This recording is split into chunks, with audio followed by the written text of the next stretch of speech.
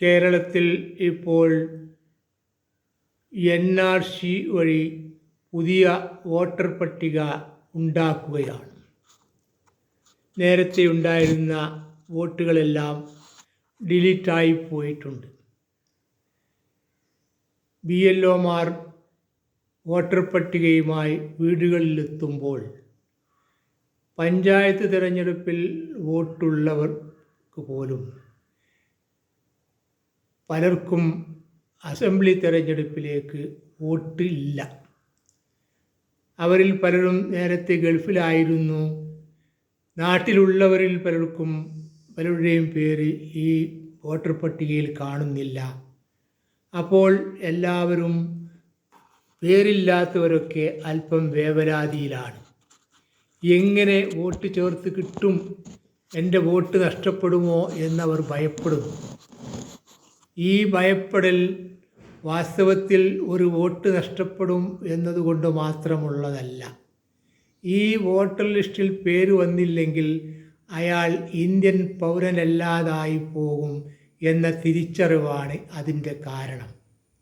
നേരത്തെ കേരളത്തിൽ പൗരത്വ നിയമം നടപ്പിലാക്കുകയില്ല എന്നൊക്കെ പറഞ്ഞിരുന്നവരെയൊന്നും നമ്മൾ ഇപ്പോൾ തിരഞ്ഞിട്ട് കാണുന്നില്ല. അവരവരുടെ കാര്യം അവരവർ തന്നെ നോക്കണം എന്ന അവസ്ഥയാണ് ഇപ്പോഴുള്ളത്.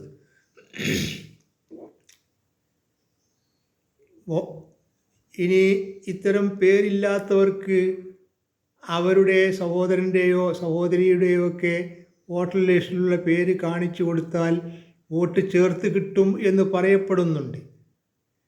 അത് ചെയ്യുക എന്നതാണ് നമ്മുടെ മുമ്പിലുള്ള മാർഗം.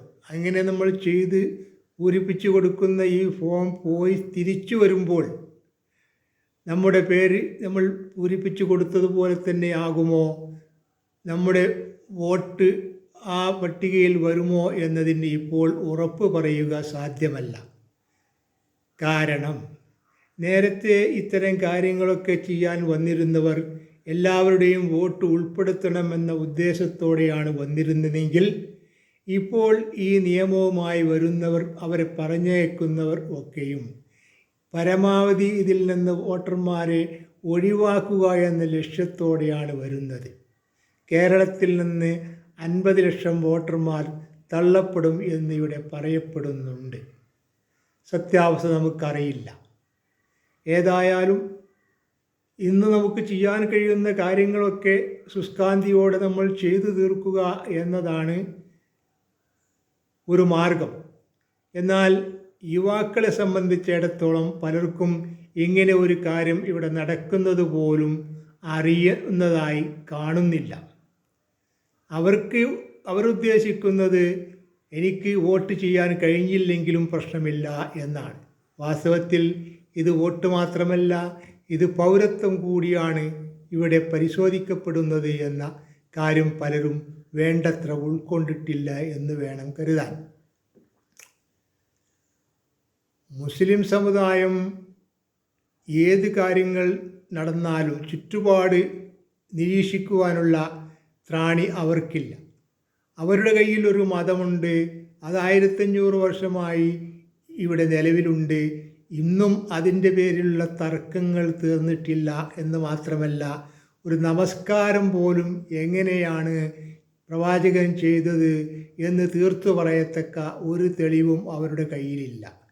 അതുകൊണ്ട് തന്നെ ഈ രംഗത്ത് പല മത നേതാക്കന്മാർക്കും അവരുടെ പാകത്തിനനുസരിച്ച് വിശദീകരിക്കുവാൻ കഴിയും. അങ്ങനെ വിശദീകരിച്ച് മുസ്ലിങ്ങൾ ഇന്ന് മതവിഷയത്തിൽ പല ഗ്രൂപ്പുകളിലുമാണ് നിലകൊള്ളുന്നത്. ഒരു വിഭാഗം ഒരു കാര്യം പറയുമ്പോൾ മറുവിഭാഗം അതിനെ നിഷേധിക്കുന്നു. അങ്ങനെ അടിക്കടി ഗ്രൂപ്പുകൾ ഉണ്ടായിക്കൊണ്ടിരിക്കുന്നു. ഒരു സമാധാന അന്തരീക്ഷം അവർക്ക് നിലനിർത്താൻ സാധിക്കുന്നില്ല. അവരുടെ പള്ളികളിൽ പോലും പ്രശ്നങ്ങളും അവർ തന്നെ ഉണ്ടാക്കിക്കൊണ്ടിരിക്കുന്നു.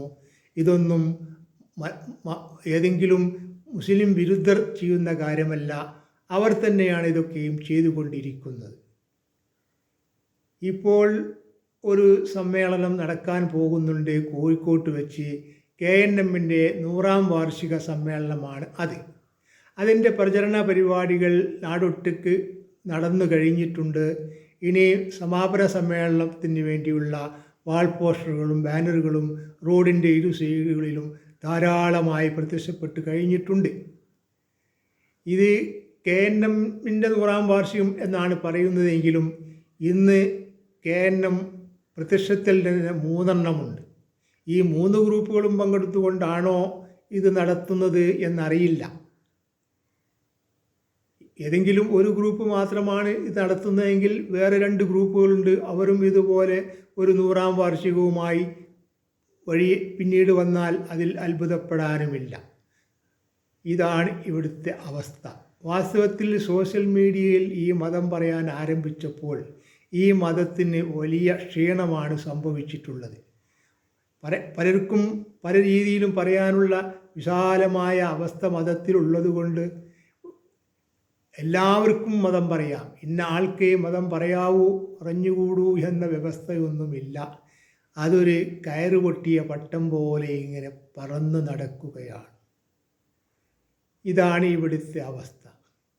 ഇത്തരം സോഷ്യൽ മീഡിയയിൽ വന്ന് ഈ മതം പറയുന്നവരെ അതിൻ്റെ വീഡിയോയുടെ ചുവടെ വന്ന് പലരും വളരെ പരിഹാസ്യമായി ഇസ്ലാമിനെ പരിഹസിച്ചുകൊണ്ട് ട്രോളുകൾ വിടുകയാണ്. ഈ ട്രോളിടുന്നവരെ നമുക്ക് കുറ്റം പറയാൻ കഴിയില്ല. ഓരോ വിഭാഗത്തിലും പെട്ടവർ പറയുന്ന മതപ്രസംഗം കേട്ടാൽ അതിൻ്റെ അടിയിൽ വരുന്ന ട്രോളുകൾ അർഹമായ ട്രോളുകൾ എന്നേ നമുക്ക് പറയാൻ കഴിയൂ. അതിനു മാത്രം വഷളത്തരങ്ങളാണ് ഈ മതത്തിൻ്റെ പേരിൽ ഇപ്പോൾ ജീവിച്ചിരിക്കുമ്പോൾ മരണപ്പെട്ടതിൻ്റെ ശേഷം എല്ലാം ഉണ്ട് എന്ന് സമർത്ഥിക്കുവാൻ ഇവർ ശ്രമിക്കുന്നത്. വാസ്തവത്തിൽ ഇവിടെ എന്താണ് നടക്കാൻ പോകുന്നത് എന്ന് കേരളത്തിലെ മുസ്ലിങ്ങൾക്ക് ഇതുവരെ മനസ്സിലായിട്ടില്ല. ഫാസിസത്തിൻ്റെ ചൂടും ഉത്തരേന്ത്യയിലെ മുസ്ലിങ്ങൾ കുറേയായി അനുഭവിച്ചു വരുന്നു. ഇപ്പോഴവർക്കത് കൂടുതൽ ബോധ്യമായിട്ടുണ്ട്. അവർ അത് അനുഭവിച്ചറിഞ്ഞതാണ്. എന്നാൽ ഈ ഒരവസ്ഥ കേരളത്തിലെ മുസ്ലിങ്ങൾക്ക് ഇതുവരെ ഉണ്ടായിട്ടില്ല. അവർ എന്താണ് ഇതിൻ്റെ ഭവിഷ്യത്ത് എന്ന് ചിന്തിക്കുന്നവരുമല്ല. അവർ പരസ്പരം കലഹിക്കുവാനുള്ള ഏത് അവസരമാണോ ലഭിക്കുന്നത് എന്ന് പരീക്ഷിച്ചുകൊണ്ടേയിരിക്കുന്നു. ഹിറ്റ്ലറുടെ കാലത്ത് ജർമ്മനിയിൽ ഗ്യാസ് ചേമ്പറിലേക്ക് ആളുകളെ കൊല്ലാൻ വേണ്ടി കൊണ്ടുപോയിരുന്നു. അങ്ങനെ ഗ്യാസ് ചേമ്പറിലേക്ക് ആളുകളെ കൊണ്ടുപോകാൻ വന്ന ബസ്സിലെ സൈഡ് സീറ്റിന് വേണ്ടി ജനങ്ങൾ തർക്കിച്ചിരുന്നുവത്രേ. എന്തിനാണ് കൊണ്ടുപോകുന്നത് എന്നവർക്കറിയുമായിരുന്നില്ല. വാസ്തവത്തിൽ ഈ അവസ്ഥയിലാണ് ഇന്ന് കേരളത്തിലെ മുസ്ലിങ്ങൾ. ഉത്തരേന്ത്യക്കാർക്ക് ഈ ഗ്യാസ് ചേമ്പർ കേട്ട അനുഭവമുണ്ട്. ഇത്തരം അനാവശ്യമായ വാസ്തവത്തിൽ KNMൻ്റെ ഈ സമ്മേളനം മുമ്പ് നടന്നിരുന്നത് അവർ ഈ മതം വിട്ടവരാണ്, അവർ മരിച്ചാൽ പോകരുത്, അവർക്ക് വെള്ളം കൊടുക്കരുത്, അവർക്ക് വിവാഹം ചെയ്തു കൊടുക്കരുത് എന്നൊക്കെ മുസ്ലിയാക്കന്മാർ പ്രസംഗിച്ചിരുന്ന കാലത്ത് അതിൻ്റെ ഇടയിലൂടെ ഉയർന്നു വന്നതാണ് ഈ ആശയം, ഈ KNM. അത് മറുഭാഗത്തെ വിരോധികളെ കാണിച്ചു കൊടുക്കാൻ വേണ്ടിയായിരുന്നു അത് ഉപയോഗപ്പെടുത്തിയിരുന്നതെങ്കിൽ ഇന്ന് ഇത്തരം സമ്മേളനങ്ങൾ നടക്കുന്നത് 3ആയി പിരിഞ്ഞ ഓരോ ഗ്രൂപ്പുകൾക്കും ഞങ്ങൾ ഇത്രയുണ്ട് എന്ന് കാണിക്കാൻ വേണ്ടിയുള്ള ഒരു പാഴ്ശ്രമം മാത്രമാണ് എന്നെങ്കിലും ഇതിന് മുന്നിട്ടിറങ്ങുന്നവർ മനസ്സിലാക്കേണ്ടതുണ്ട്. ഇതൊന്നും ഇവിടെ ഇപ്പോൾ മുസ്ലിങ്ങളെ സംബന്ധിച്ചിടത്തോളം അത്യാവശ്യമായ ഒരു കാര്യത്തിൽപ്പെട്ടതല്ല.